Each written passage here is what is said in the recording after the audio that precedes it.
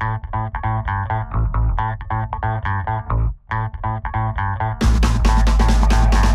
this is John Cola with OKRaw.com to do another exciting episode for you. I have a friend of mine, Robert Cheek, and the reason why I want to have him on the show today is because he has a brand new book, and the book is called Shred It. Really simple, really easy. And I want to read you guys this quote on the book.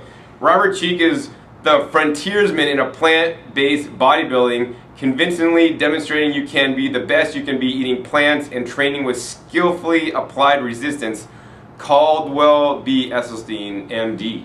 And at the bottom it says, the Shred It book is your step-by-step guide to burning fat and building muscle on a whole food plant-based diet. And that's another reason why I wanted him on the show today, is because he's into a whole food diet, which is what I advocate. There are plenty of vegan diets out there that are still eating processed and junk foods and eating protein supplements. And actually, according to Robert, you don't even need that, but I'm not even going to tell you more about that because we're going to let Robert do that. But before we do, I want to be sure that you guys get something out of this video, and you guys could change your life by watching just one of my videos, like I like to do in all my videos, to give you guys some information. So first, I want to ask Robert some other questions on, Robert, what's 3 simple ways to burn fat on a whole food plant-based diet? Well, thanks, John. First of all, thanks for having me. Appreciate it. Good to be back. It's been a year, but always good to be here. So here it is. Really simple. So what you really need to do is get into an effective fat burning zone. I mean, you need to be efficient. So what that means is one of the best ways to effectively burn fat is to exercise first thing in the morning on an empty stomach.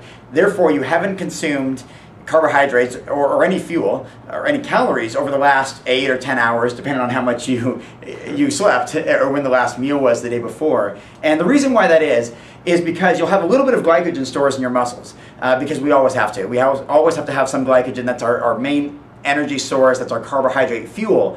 But we don't have a whole lot of it if we haven't eaten in 10 hours. And so when you burn through that in the first few minutes of training, your body's going to call upon fat as fuel. And so when you do exercise first thing in the morning, and it can be super low key, you can get up, check your email while riding the stationary bike, or go for a hike in the sun, or do something for 25, 35, 40 minutes. That's it. A short investment, less than half an hour, and you're burning calories. You're sweating, you're burning calories, and you're calling on fat as your fuel. Another great time to get into a great effective fat burning zone is after weightlifting. So during weightlifting, maybe you had a meal right before. Maybe you ate just before going to the workout. Well, great. You burn through those glycogen stores. You burn through those calories after about an hour and 15 minutes in the gym. I mean, how often when you're training do you start to feel a little bit hungry, a little bit tired towards the end of your weight training workout? Or any workout for that matter. After a little over an hour, you're depleted from those glycogen stores, and your body is then going to turn to fat.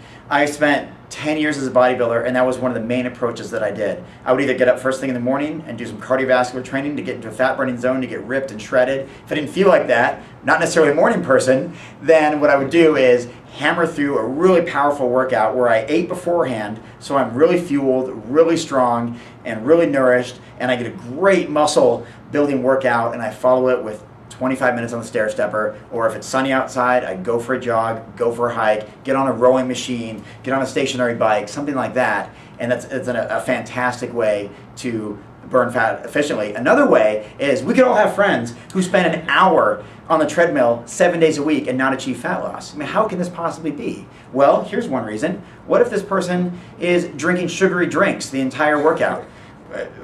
Plant-based sugary drink, whatever the case is, if we're taking in all of this fuel, all of this carbohydrate fuel and sugars, we're going to use that. That's going to be our fuel, like you're adding the gas in your car. I mean, that's going to be your fuel to get you through that workout. And that's great if you're training for a marathon, or that's great if you're training for endurance. That's not great if your objective is to burn fat. That person on the treadmill may strengthen their heart, may strengthen their lungs, they may build up nice calf muscles, but if they're sipping on a drink, really of any type with calories in it, anything other than water, they're slowing down their ability to burn fat. And so if you do any one of those 3 things, you'll be on the right path. So work out empty stomach first thing in the morning, or do cardiovascular training after weight training later on during the day, and always avoid eating or drinking during the workout if your intention is to burn fat. Wow, I mean, that seems super simple and super easy, yet most people unable to do it. But now you guys know.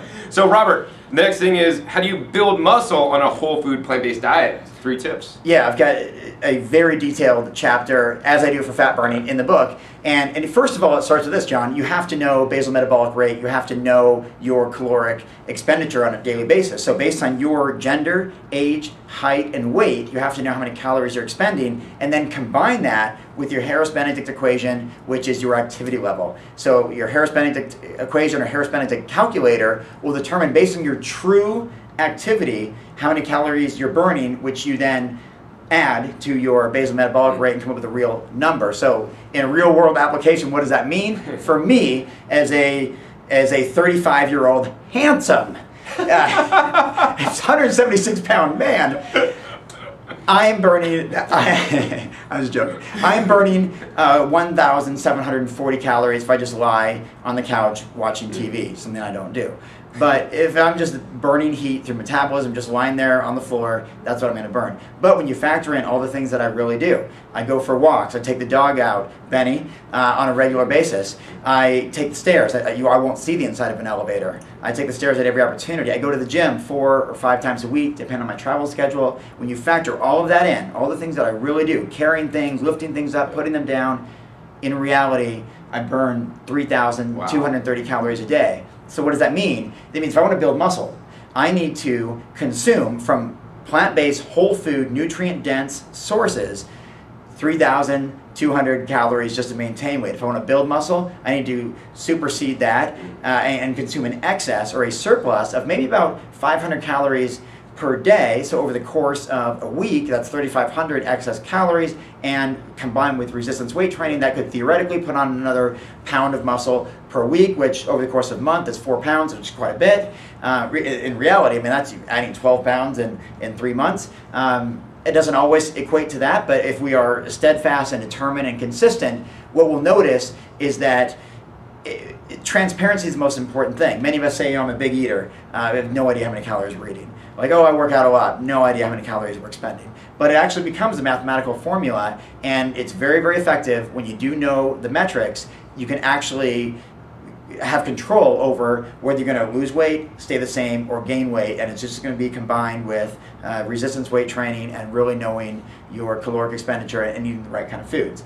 Now, additional tips, we're talking about multiple tips here, is actually doing the right type of exercise. So compound movements, resistance weight training, barbell, dumbbell lifts, usually a pyramid in repetitions of maybe starting out with 15 reps on some sort of exercise, bench press, 15 repetitions as you warm up, get your joints loose, get muscles loose and supple and ready to be filled with blood and to really push hard and create micro tears in muscle fibers, which then rebuild and repair and get bigger and stronger. So you start with maybe 15 reps and then 12 reps, 8 reps, get a really power set in of 6 or even, I was doing 1 rep max last week in Austin, Texas, just as much weight as I could press for 1 rep, and then I pyramid back up, or then I'll lower the weight and go up to, again, maybe 7, 8 reps, and then 10, 12, and finish out with a burnout set. So it's using free weight exercises, compound lifts, to create that stimulation, that muscle growth stimulation. And then the third tip,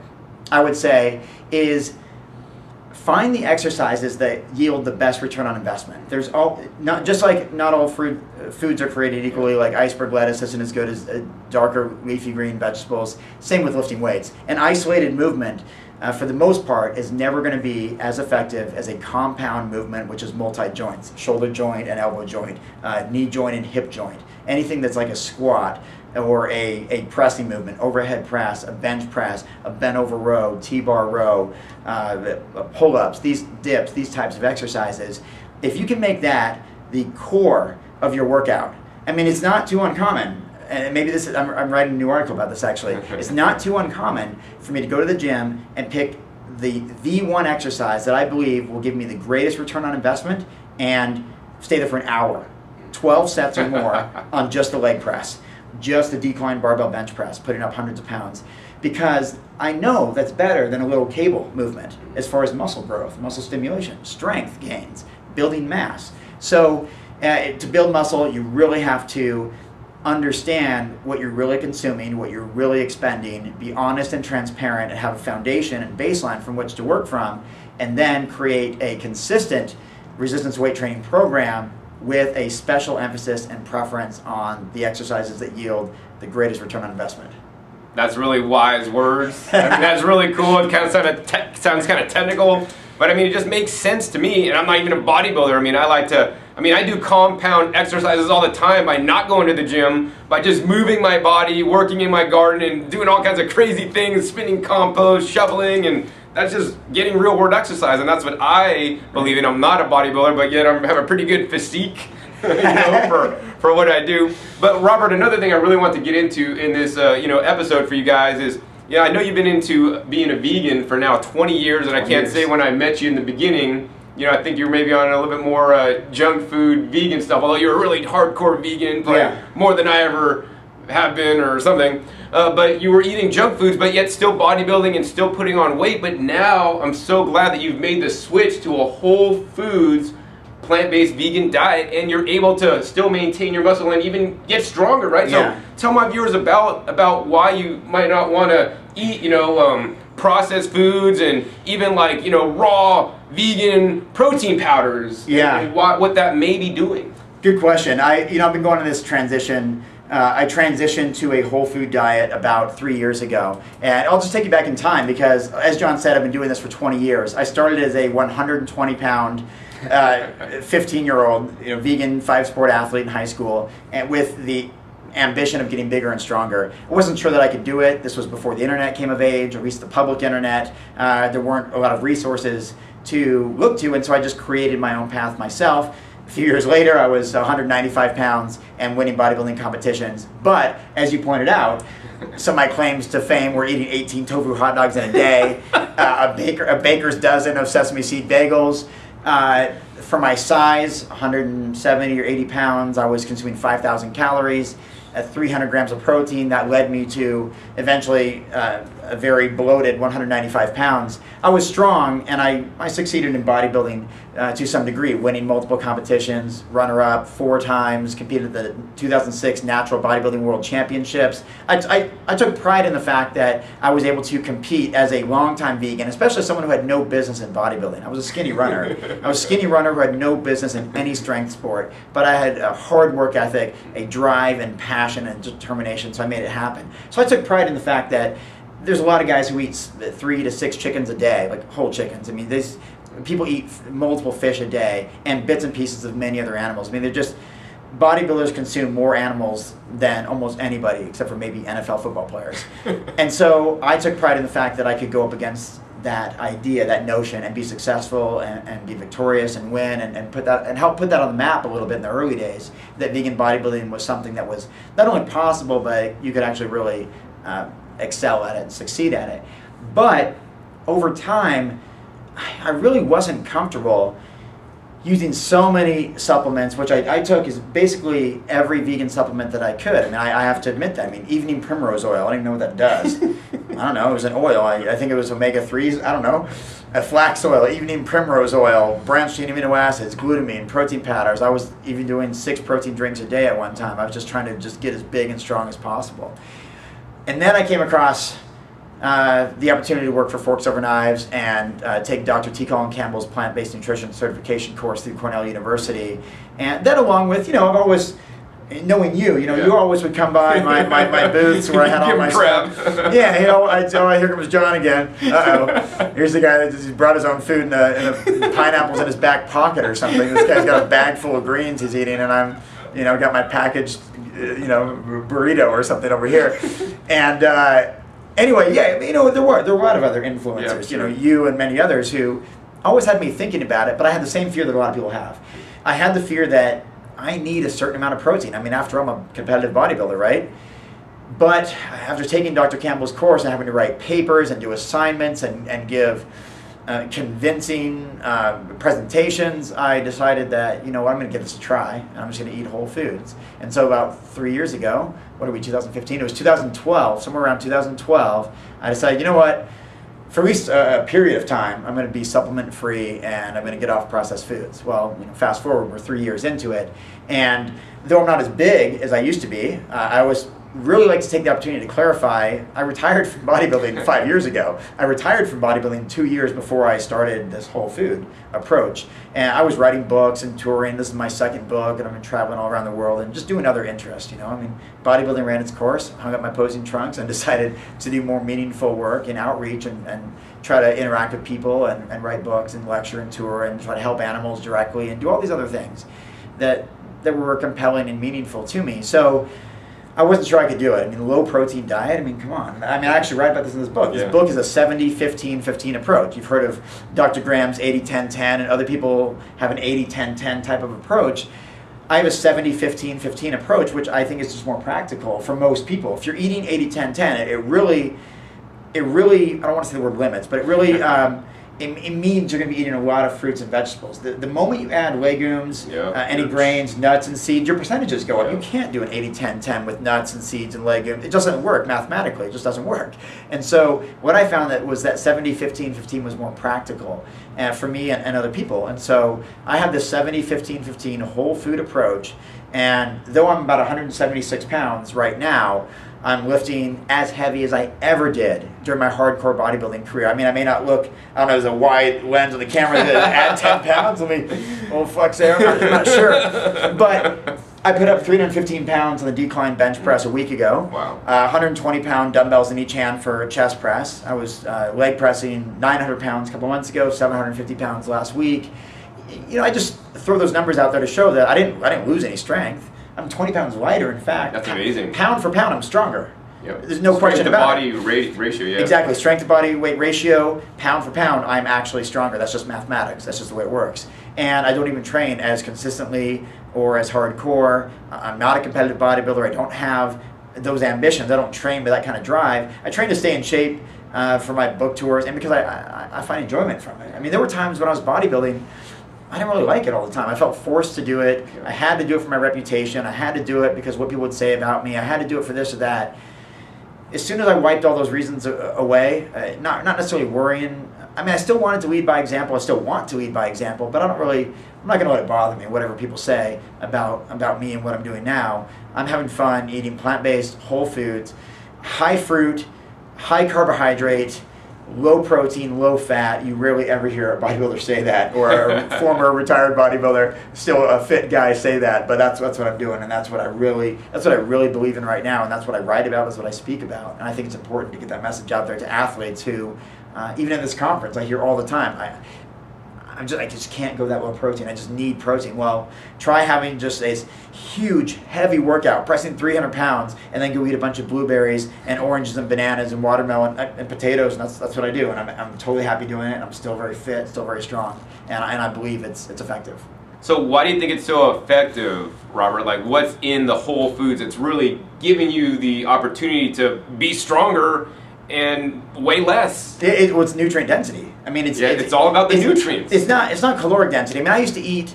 I say this in all my presentations. You know, loaves of French bread, 1,100 calories per loaf of French bread. I could do that in 20 minutes and dip it into like a hummus or something else. That's another 3,000 calorie meal just during halftime at a football game. You know. But that's not nutrient density. There's almost nothing in that. And so now what I look at is I look at the nutrient density of leafy green vegetables, of fruits, of root vegetables, of hearty, starchy foods, whether it's grains like brown rice and quinoa and other things like that, barley, or potatoes, yams, beans, lentils, oats. These are the foods that I really use as my hearty, filling foods to power me through the day, complex carbohydrate energy for long-lasting fuel, and then a lot of fruit. I mean, I call myself a high fruit guy. I eat high fruit guy now. I've been doing this for a long time now. Finally, he's coming on board. A high tofu hot dog guy and a high fruit guy. Same guy. I recently had 19 different types of fruit at home. I mean, there's persimmons, guava. Impressive. Yeah, I counted, and it was, blueberries, raspberries, blackberries, strawberries, watermelon, pineapple, papaya, guava, persimmon, common ones, grapes, apples, oranges, bananas. Wow. I mean, So, Robert, how important is eating a variety of fresh, whole plant foods? You know, do you just stick to bananas and romaine, or I mean, you just said you had like 18 different varieties. Like, why is this so important to have a variety of foods instead of just being so limited in what you're eating? You ready for this? Most people eat about a dozen foods total, Yeah. the same 12 foods. Look at your receipts, look at your pantry, look at your refrigerator, look at your habits. Okay, habits is a key word here. So most people eat the same dozen foods. Here's the problem. For most people, 7 or 8 or more of those dozen foods are processed, refined, animal-based. They are not plant-based whole foods. So now what you're looking at is the majority of the population consuming 3 or 4 plant-based foods a day, a week, a month, a year. This compounds. I mean, we forget how things compound. Our caloric intake compounds. We don't gain weight overnight. We don't lose weight overnight. We don't increase our endurance and run a marathon tomorrow. Our activities, our behaviors compound. And so here's why variety is important. Most of us eat the same foods all the time. Most of those foods aren't healthy. And the more variety, it's kind of cliche. It's overstated all the time, but it does need to be absorbed and applied. Is that the more variety you get in variety of nutrition, you're just going to get more variety of amino acids, antioxidants, vitamins, minerals, fiber, all these different things that come with it. All these different things. I mean, water-rich foods, antioxidant-rich foods, foods that maybe have a little bit higher this or that. I don't want to say, I'm not going to do isolated nutrients like we need a higher protein kind of food, because I don't think we do, or a high-fat food, or this has this has that. The idea is you eat a variety of healthy foods. And what I like to do, not that I like to really isolate certain nutrients or anything like that. But what I do like to be a little bit conscious of is the fact that, like that example I gave earlier, there is an iceberg lettuce and there is a better option. Right. So what I like to do is look at each different food classification and look at fruits, vegetables, nuts, grains, seeds, legumes, and pick the ones that give me the greatest return on investment. Yeah. Just as I do with exercise, if I can, or if I have the knowledge, I try to get the foods that have the fruits, maybe that have the most antioxidants, or the seeds that have the best sources of omega-3 essential fats, or the complex carbohydrates that give me the most fuel for the longest lasting time, yams, potatoes, oats, that kind of thing. So that's where I think variety comes in, and variety is also important to just keep ourselves happy and excited and into different types of foods. I mean, that's why we have seasonal foods, I mean, cherry season lasts like, what, 8 days? I mean, you don't have a lot of time. And it's the best tasting food on the planet. Some mango lovers or jackfruit lovers will argue, but just trust me, cherries are the best. And you only have about a week and a half to get them. In fact, I'm flying back to Oregon any day now to get peak cherry season on the farm I grew up on. I already called my mom to check on when those are available, so I'll be flying back home just for the cherries. Send me some, man. Yeah, it's that good. It's that good. So that's where I think the variety comes in. The nutritional variety, the overall stress of just being able to enjoy so many different things throughout the year, and to just increase your overall nutrition from that diverse selection. I think that's a great way to go. Yeah, I mean, I totally agree. Eat a diversity of fresh fruits and vegetables, eat dark leafy greens, eat the cactus fruits, one of the most anti-inflammatory fruits, high nutrient density, number one anti-inflammatory fruit, has taurine in it. Really, really, really, really cool. Anyways, I want to thank you, Robert, for being on the show. Yeah, now, if you guys want to get this book shredded, this is the book that I recommend if you guys want to get into bodybuilding, if you want to lose weight and lose fat on a plant-based diet, whole foods diet. I've never recommended another book before because they're all having to do with processed, isolated foods. And Robert has proven and shown that you can do it on whole foods and do it better, be lighter, be stronger, and have fun doing it with a variety of plant-based foods, so you can also be as healthy as you can, because there are big problems with having too much of any kind of protein, including animal protein, and yes, even plant protein you can overdo, as we talked about earlier off camera. In any case, well, Robert, if somebody wants to get your book shredded, how can they do that, and how can they contact you for more information? Yeah, thanks, John, and thanks for the opportunity and for the endorsement. Shredded is on veganbodybuilding.com. It's on a few other websites as well, but that's the main place we get it. And I like to sign a lot of books that I ship directly. And the reason it's so meaningful is that I spent 2 years writing it. I got 28 world-renowned experts to endorse it. I mean, many names you would all recognize, some of the top nutritional scientists in the world, doctors, registered dietitians. I mean, you get the Campbell and Esselstyn and Forks Over Knives and all those guys on there. And that meant a lot to me. That is not just my 20 years as a plant-based athlete, vegan athlete, and my last 3 years as a whole food plant-based athlete, but it's these top doctors and scientists and experts and authors and athletes from the NFL to the NHL who said, yeah, this makes sense. There's 75 whole food plant-based recipes in there. There's meal plans. There are dozens of workouts. There's case studies, transformation stories. I feature about 3 dozen other successful plant-based athletes, and it's also very, very motivational and then inspirational. And I really try to teach people how to set achievable goals, so then we can really start from the get-go with an achievable goal, deep meaning behind it, work hard, and then I teach people exactly how to burn fat, exactly how to build muscle to achieve whatever fitness or health outcome they're looking for. I mean, that's the real power of this book. Is a lot of books will tell you how to do it, but Robert really gets into some of the psychology of changing your habits into making it things that you'll do on a daily basis and be consistent about. And that's what I love about Robert. You know, that's what I teach in my teachings about being consistent, whether you're gardening, whether you're eating raw plant-based foods, is being consistent. Even if it's just a little consistency over a long time goes a lot farther than being consistent for a week in a big way and then just, you know, blowing out. So yeah, definitely want to recommend this. Veganbodybuilding.com is the website. Hope you guys enjoyed this episode. If you did, please give me a thumbs up. I'll do more episodes with Robert in the future because I'm really loving his ways and how he's super strong on whole plant-based foods. And once again, he eats lots of fruit, guys. Fruit is one of the best foods on the planet, as well as, of course, the vegetables and the leafy greens. Don't forget about the leafy greens. So once again, my name is John Kohler with OKRaw.com. We'll see you next time. Until then, remember, keep eating your fresh fruits and vegetables. They're always the best. All right, this is John Kohler with OKRaw.com. Today we have another exciting episode for you. And today, because you guys love them so much, I'm going to do another shopping haul. So I'm going to share with you guys what I got at the LA Wholesale Produce Terminal and also some other plant nurseries and also